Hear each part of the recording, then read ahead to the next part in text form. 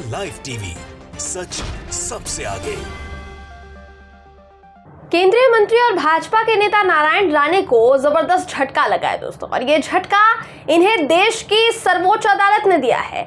भाजपा के नेताओं को ऐसा लग रहा है जैसे कि अब जब वो महाराष्ट्र की सत्ता में वापसी कर चुके हैं ना, तो उनका कोई बाल विवाह का नहीं कर सकता है, उनको कोई छेड़ नहीं सकता। अगर भाजपाइयों ने अवैध निर्माण भी बनाया हुआ है तो उस अवैध निर्माण को कोई आंच तक नहीं आएगी, क्योंकि वो सत्ता में है। मगर कोर्ट ने इनकी इस इतनी बड़ी गलतफहमी को दूर कर दिया है दोस्तों।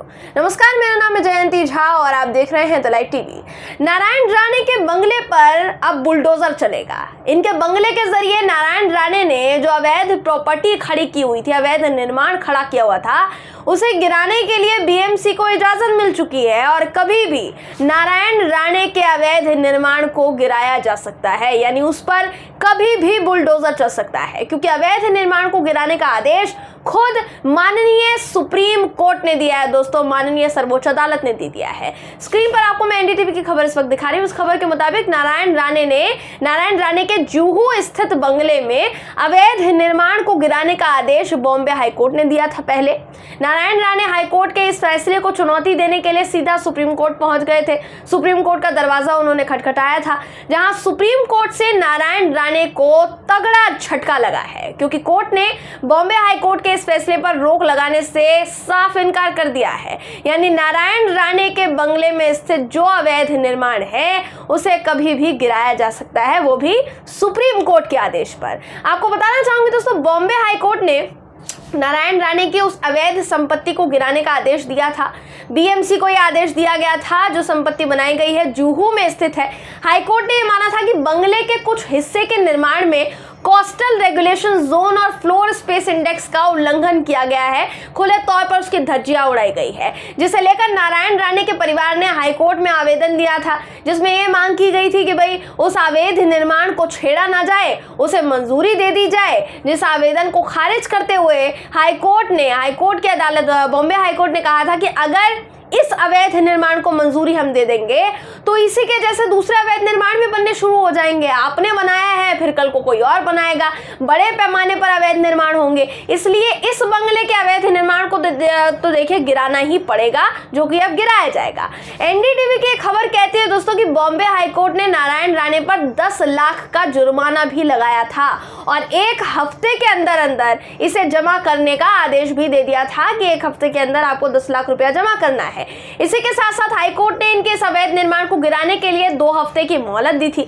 वहीं इसी साल जून में नारायण राणे की ओर से अवैध निर्माण को मंजूरी देने के लिए बीएमसी के सामने उन्होंने पहली अर्जी दी थी, जिसे बीएमसी ने खारिज कर दिया था।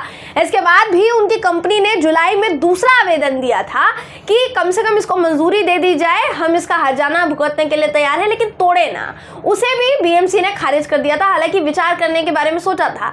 इस पर नारायण राणे की कंपनी ने हाईकोर्ट का रुख किया था, लेकिन याचिका खारिज हो गई थी। अब जब ये महाराज सुप्रीम कोर्ट गए तो सुप्रीम कोर्ट ने भी इनको बाहर का रास्ता दिखा दिया है, जिसके बाद अब तो देखिए इनका अवैध निर्माण गिराया जाना बिल्कुल निश्चित माना जा रहा है, क्योंकि सुप्रीम कोर्ट ने सिर्फ 3 महीने का वक्त दिया है। 3 महीने के भीतर इनके इस अवैध निर्माण का नामो निशान मिटाया जाएगा, उसको गिराया जाएगा, उसकी जगह से हटा दिया जाएगा। अब सवाल ये है दोस्तों कि ये अवैध निर्माण जब बन रहा था तो क्या बीएमसी के संज्ञान में ये बात नहीं आई? तो ऐसा नहीं है। बेशक हाईकोर्ट ने बीएमसी के पहले वाले आवेदन पर विचार करके ही नारायण राणे के उस बंगले के अवैध हिस्से को गिराने का आदेश दिया, क्योंकि उन्होंने माना कि वो अवैध है। अब मगर अगर बात करेंगे बीएमसी की, तो बीएमसी इससे पहले कह चुकी है कि वो नारायण राणे के दूसरे आवेदन पर विचार करने के लिए तैयार थी, जिसे लेकर हाईकोर्ट ने बीएमसी को तगड़ी डांट मारी थी। स्क्रीन पर आपको दोस्तों इस वक्त मैं दैनिक भास्कर की खबर दिखा रही हूँ, जिस खबर के मुताबिक जब महाराष्ट्र में बीजेपी सत्ता में नहीं आई थी, अभी इससे पहले, अभी तो इन लोगों ने तख्ता पलट किया चोर दरवाजे से एंट्री करके, जब ये लोग नहीं थे तो मुंबई महानगर पालिका ने इन्हें नोटिस दिया था नारायण राणे को कि आपके भवन में कुछ हिस्सा बिना अनुमति के बनाया गया है, या तो आप इसे तुरंत हटा लें, दुरुस्त कर लें, वरना इसे हम गिरा देंगे। लेकिन जैसे ही ठाकरे सरकार गिरा दी गई भाजपा द्वारा और महाराष्ट्र में भाजपा की सरकार बनी, वैसे ही बीएमसी के तेवर बदल गए और उसने हाईकोर्ट में कहा कि ठीक है ना साहब, रानी जी के भवन का कुछ हिस्सा अवैध है, हम मानते हैं, लेकिन हम इसे अब गिराना नहीं चाहते, हर्जाना वसूल कर इसे रेगुलाइज कर देंगे, इससे ज्यादा कुछ नहीं करना चाहते हैं हम। इस पर हाईकोर्ट ने बीएमसी को तगड़ी फटकार लगाते हुए कहा था कि आप क्या मजाक चल रहा है क्या, यहाँ पर मजाक कर रहे हैं हमारे साथ आप, यानी महानगर पालिका क्या हाईकोर्ट से ऊपर हो गए हैं? सुनवाई पूरी होने से पहले आप हमें निर्णय नहीं सुना सकते हैं, अपना फैसला मत लेकर आइए यहाँ पर। पहले तो आप भवन गिराने पर आमादा थे और अब आप हर्जाना लेकर तमाम नियमों को शिथिल कर देना चाहते हैं, क्यों भाई? इसका रीजन बताएंगे। पर महानगर पालिका के पास कोई जवाब नहीं था, उनके वकील बुत्त बने वहां खड़े थे। तो उद्धव ठाकरे सरकार के रहते वो निर्माण अवैध था। जैसे ही सरकार हटी, बीएमसी का दिमाग शांत हो गया, मामले को रफा दफा करने की योजना बना ली गई, क्योंकि राज्य में भाजपा की सरकार आ गई। लेकिन हुआ क्या? हाईकोर्ट ने भी रानी को झटका दिया और सुप्रीम कोर्ट के झटके के साथ इनका यह अवैध निर्माण अब गिराया जाएगा, इस पर बुलडोजर चलेगा। गनीमत यह है दोस्तों कि दूसरों पर बुलडोजर चलाते चलाते ना कम से कम बुलडोजर इनके पास तो पहुंचा। अब भाजपाइयों की असलियत निकल कर सामने आ रही है कि इन लोगों ने कितनी अवैध संपत्तियों पर कुंडली मारी हुई है, कितनी अवैध संपत्तियां बनाकर ये लोग कुंडली मारकर उस पर बैठे हैं। दूसरों पर कीचड़ उछालने वाली भारतीय जनता पार्टी ने ऐसे नेताओं को बकायदा केंद्र में मंत्री बनाया हुआ है। ये और ज्यादा चौंकाने वाली बातें हैं। और ये अवैध निर्माण करके उस पर भी अदालत की मुहर लगवाना चाह रहे थे कि भैया छोड़ दें, मुहर लगा दें, हम पैसा भर देंगे। इसलिए इन्होंने और इनके परिवार ने उस अवैध निर्माण को मान्यता दिलाने के लिए कोर्ट तक जाने की मशक्कत कर डाली। ना सिर्फ हाई कोर्ट बल्कि सुप्रीम कोर्ट तक गए हैं। सबसे बड़ी बात यहाँ ये है दोस्तों कि महाराष्ट्र में अब भाजपा भी सत्ता में है, तो हो सकता था कि इनका ये जो अवैध निर्माण है ये ना ढाया जाता, क्योंकि अपने नेताओं पर भाजपा अपनी सारी नैतिकता, सारे संस्कार चुटकियों में भूल जाती है। पर अब जब सुप्रीम कोर्ट ने हाई कोर्ट के आदेश पर मुहर लगा दी है कि हम हाई कोर्ट के आदेश से इनकार नहीं करेंगे, जो हाई कोर्ट ने आदेश दिया है वही पत्थर की लकीर है, तो भाजपा भी अब कुछ नहीं कर सकती है। लेकिन कोशिश देखिए वो करेगी, ये कहा जा सकता है। मगर सवाल ये भी है कि अवैध निर्माण करने वाले मंत्री जी से इस्तीफा लेगी क्या भाजपा?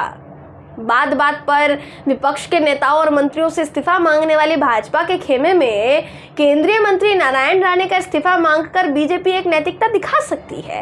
अभी भी वक्त है दोस्तों, दिखाया जा सकता है, लेकिन शायद इस समय वो ये नैतिकता दिखाना नहीं चाहेगी, क्योंकि बात उनके खुद के मंत्री की है, खुद के नेता की है।